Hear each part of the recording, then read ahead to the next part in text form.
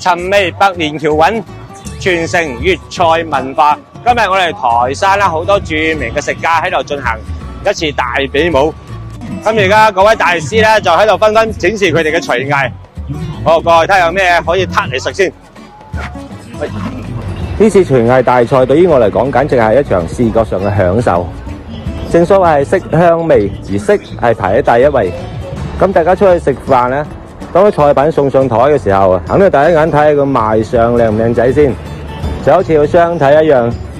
首先睇下個樣靚唔靚先，咁佢個內涵啦，下一步再去了解。加上而家啲人嘅生活水平提高咗，如果你請靚女出去食飯啦，選擇去一啲擺盤比較靚仔啲嘅餐廳，等佢哋影下相發下朋友圈咁樣，咁肯定啦對你呢份誠意咧加少少分嘅。哇，咁精緻嘅師傅，真係撈班親夠吃喎，可以好香酥。嗱，呢啲係我哋粵菜嘅非遺手藝雕花。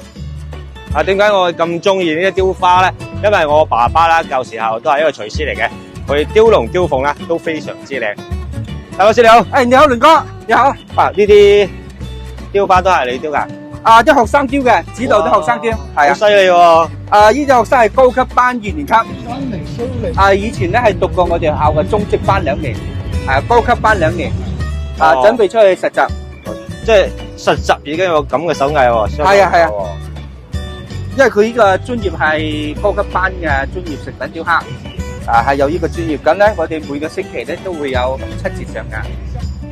非常之好，即係呢啲傳承嘅手藝咧，都有啲後生仔啊，多啲去學習了解啊。係啊，跟啲老師去學。係啊。